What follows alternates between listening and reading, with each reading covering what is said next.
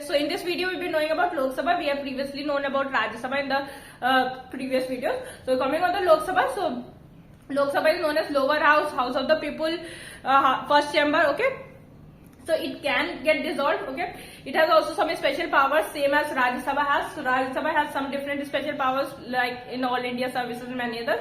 Whereas coming on the Lok Sabha, so it has some special powers when it comes to money bill and many others. Okay.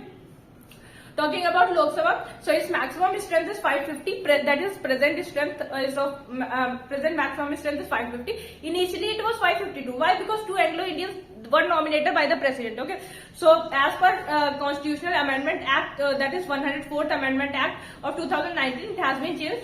Now two Anglo-Indians have not been nominated. Do remember this, that the 104th Amendment Act of 2019. As per this Amendment Act, two Anglo-Indians that were nominated previously, but now they are not being nominated. It can come in your MCQs. Okay, so do remember this. Talking about the SC and ST, so in Lok Sabha, SC and ST seats are reserved, and they are 84 for SC and 47 for ST.